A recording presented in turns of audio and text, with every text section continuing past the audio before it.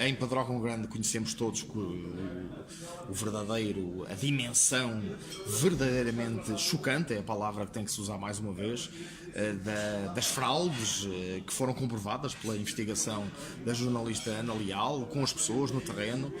Aqui já tivemos, inclusive no nosso jornal, algumas denúncias de algumas situações em que terá ocorrido a mesma situação, casas que não arderam ou que eram segunda habitação e que depois houve a tal situação de eventuais ou alegadas mudanças de domicílio fiscal. O que é certo é que vizinhos a verem as obras arrancarem logo a seguir aos incêndios, pouco depois, em casas que não estavam habitadas. Eu não sei que conhecimento é que tens deste tipo de situações e quais as situações realmente mais dramáticas, mais complicadas, em termos até humanos, e também de injustiça que tenhas visto. Há pouco falaste-me até num caso, que podemos começar por aí, agora na tua viagem entre Oliveira do Hospital e Nelas. Sim, portanto, as segundas habitações, embora nós... Foi tudo diferente, portanto, eu costumo explicar os incêndios de junho, portanto, na zona de Pedrógão, têm uma particularidade. Primeiro, são antes das eleições, o que faz toda a diferença, porque chegar às eleições e ter aquilo conforme tinha, aquilo tinha que andar e tinham que se fazer coisas. E depois teve um impacto diferente na sociedade, porque as próprias mortes na estrada fez com que houvesse 40 e pouco. 40 e tal mortes só naquela estrada, só na estrada. Fez com que houvesse muita solidariedade para aquelas zonas. Portanto, eu acho que... E o impacto nacional é verdade, quer dizer, é maior de Pedrógão, fala-se mais de Pedrógão do que mesmo Amaral. no estrangeiro, quando se fala é Pedrógão, portanto eu tenho várias pessoas com quem falo e depois quando falo nessa questão associo muito a Pedrógão. Não é, este incêndio não foi Pedrógão, foi diferente, foi depois, estamos a falar... Porque as imagens da estrada também que ficaram. Fica mais, estamos a falar de uma coisa, Pedrógão se calhar... Hoje cada vez mais se memorizam imagens. 40 mil hectares, se calhar na zona de Pedrógão, aqui 200 e tal mil hectares, em 14 horas, portanto, nem os incêndios dos Estados Unidos agora são tão grandes como foi este em tão pouco tempo. Agora, o impacto de não ter morrido muita gente também tem a ver com a tal situação da presença no território. Como nós ainda temos um território minimamente ocupado, as pessoas sabem lidar com os incêndios. Portanto, os incêndios não é uma coisa que existe agora, sempre existiu. Há outra consciencialização quando existe este tipo de episódios. Portanto, e isso fez com que as pessoas tivessem outro tipo de capacidade de reagir, porque imaginemos o que é mais de 100 mil pessoas, que há de ser o território afetado, mais de 100 mil pessoas em 16 horas a arder tudo e conseguirem não morrer, ou morreram muito poucas, quer dizer que sem dúvida, sem meios, não é? Sem bombeiros, porque os bombeiros que havia, coitados, estavam também entalados e insuficientes, não havia aviões, foi de noite, quer dizer, eu acho que a sorte foi também um fator importante, porque o dia e a hora em que portanto, os incêndios ocorreram acabou por fazer com que não existissem o tipo de episódios de Pedrógão. Aliás, em Pedrógão muitas das pessoas até nem eram de lá, que faleceram na estrada. Sim, não, ou eram daquela povoação, ou eram pessoas que iam em passagem e infelizmente ficaram naquela... Centrando-nos novamente na questão das habitações. Os casos conheces? Os casos conheço, são muitos. Atenção, aqui também existem, embora são mais dispersos, um no concelho, outro noutro. Existem habitações de segunda habitação, que nós recebemos também denúncias pronto, e também temos que deixar um pouco andar as coisas, porque infelizmente nós também não conhecemos os processos. E às vezes não podemos estar a dizer, olha, aquela era ou não era. Portanto, temos que esperar que as coisas se consolidem. Ainda na estrada, portanto, de Oliveira para Nelas está uma a construir que não morava lá ninguém, portanto, mas não conheço o processo, teremos que aguardar. Existem já casas que já foram dadas, inclusive, como terminadas e não morava lá ninguém, portanto, também já tenho essas situações. E nós, neste momento, também, o próprio juízo do próprio povo e dos vizinhos, como eu costumo dizer, será o melhor para que... É o que tem acontecido também com o nosso jornal. Vizinhos as pessoas depois começam-se a perceber, e isto é assim... Há pessoas que também não pediram a pensar... pelo menos, as pessoas ficam pelo menos surpreendidas. Não conhecem, como tu dizes, os processos documentais, os licenciamentos, como é que foi a entrada do processo nas câmaras, mas de facto ficam muito alerta. Eu sei que vai haver, de certeza, pelo que já tenho, vai haver muita surpresa neste processo das segundas habitações e municípios até onde se pensava que estava tudo bem tratado. Direitinho. Muito direitinho. O que me choca a mim não são essas as segundas habitações. Claro que é sempre preocupante. O que me choca é as pessoas de primeira habitação que não têm casa. Ora, é o que falha. E é o que falha. O que falha maior foi a questão do apoio. E depois aí entramos outra vez naquela linha de pessoas que não tinham família, e aí entram pessoas que estavam em povoações e não tinham lá ninguém, porque não estão cá a morar, mas não tinham ligações locais, não é?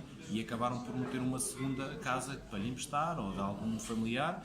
E aí Uma situação dramática e de sobrevivência. Quando eu recebo pedidos, eu tenho um agora dá uma semana, inclusive é dizer que não como há 4 dias, eu digo assim, e esse e-mail foi inclusive enviado para mim, mas também foi enviado para a CCDR.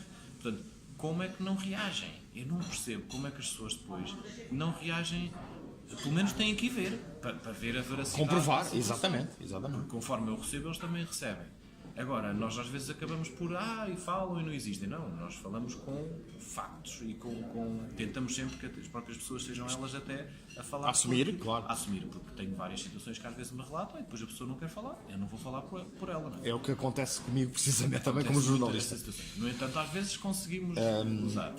Portanto, mas situações dramáticas, ficaste agora 4 dias sem comer, mas eu lembro-me, na primeira visita a 2 aldeias que fiz, inclusive uma delas voltei lá agora 1 ano depois, vi pelo menos 2 casas em reconstrução, que é Pardieiros, foi uma aldeia que o núcleo central desapareceu, porque ardeu tudo, arderam cerca de 20 e tal casas, e Vila Ruiva na freguesia de Senhorinha. Em Vila Ruiva, quando eu cheguei a Vila Ruiva 3 dias depois do incêndio, já tinham informação de que apoios para a reconstrução da primeira habitação iam ser rapidamente, de forma muito célere, disponibilizados às pessoas ou então às câmaras contratar as empresas. O que é certo é que, e tu tens denunciado e frisado muito a discrepância que há entre os dados disponibilizados pela CCDRC e o que se verifica no terreno. Tentar aqui separar um bocado as coisas. Portanto, a CCDR, em alguns casos, e aí está também a confusão, e eu penso que às vezes também interessa que haja confusão para as pessoas ficarem baralhadas. A CCR devia ter separado o que é de conta deles e o que é de conta dos municípios. Ou seja, porque há processos de reconstrução que estão a cargo dos municípios e há outros que são diretos com a CCDR. Os da CCDR, vamos falar diretamente desses, deviam ter sido feitos rapidamente, 2, 3 meses eles podiam ter tratado tudo, mesmo que o visto Tribunal de Contas e tudo o processo, concurso público nem sequer foi feito, foi justo direto, as consultas estou para ver como é que foram feitas, porque também não vi, não aparece. Portanto, temos todos de ter alguma cautela em relação a isso, mas estamos a falar de processos que demoraram mais de 6, 7 meses, alguns até chegarem ao concurso, não houve tempo. Se eles em dezembro já tinham listagem de toda, conforme referiu ainda agora, portanto, sim. Dezembro, e nós temos também algumas dessas, por alguns municípios, dessas confirmações que já estava tudo o levantamento, inclusive com valores, porque é que depois não se avançou logo para a contratação? Não havia empresas. Isso é falso. Quem anda a trabalhar porque dinheiro havia, não há dúvida. O problema é esse, é que também existe falta de dinheiro. Embora perceba, mas se pensa que existe, é um fundo existe. De emergência, é um fundo de reserva que parece que existe.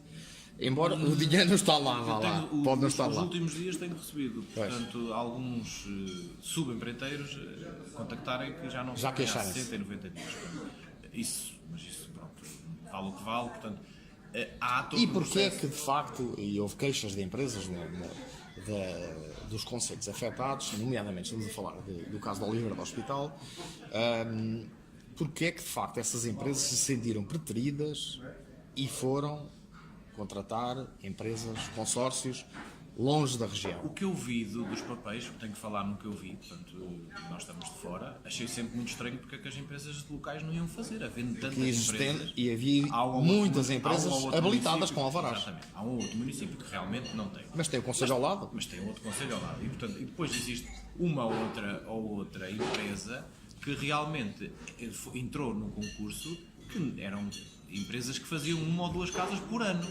Como é que essas empresas agora têm capacidade para fazer 100 casas? Portanto, foram contratar empresas que não faziam sequer habitações. Portanto, isso é que é tudo muito estranho.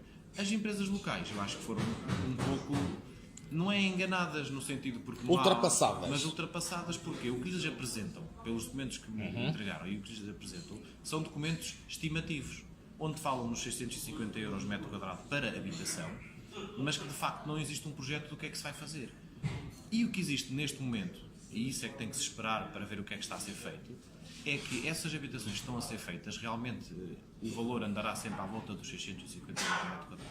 Mas isso inclui tudo, desde armazéns, a barracões, anexos, a garagem, ou seja, que o Situações preço completamente disso diferentes são umas 100 das metros quadrados. Portanto, e se 100 essas, euros metro quadrado, empresas, pois. se essas empresas, por exemplo, as de Oliveira que referiu, tivessem acesso a isso, eles até faziam aquilo por 400 menos, por bem euros menos. metro quadrado. Porque estamos a falar das habitações. Conhecem o terreno também. E muitas não são construção total, são reconstruções, onde são aproveitadas paredes. E ninguém explica bem isto, porque não há um caderno de encargos, ou não houve na altura. Portanto, porque se calhar também não havia interesse que houvesse. Portanto, falta tudo, fica tudo assim um pouco... No ar ainda. Agora, o que é facto é que a maior parte das habitações que estão a ser feitas e executadas, os preços médios andam à volta de 100 mil euros. Estamos a falar de habitações, muitas delas que são reconstruções, não são construções. Da aldeia. Que não tem que se comprar terreno, portanto, é só mesmo construção. Porque depois todo o resto dos projetos estão à parte. Se mais de 1 milhão de euros está à parte. A fiscalização é mais de 1 milhão de euros à parte. Portanto, é tudo mais milhões. Isto que estão a ser gastos. Enquanto já na agricultura anunciam milhões que não vão para o terreno, na CCDR são executados milhões que são à parte, que não têm a ver diretamente com a reconstrução.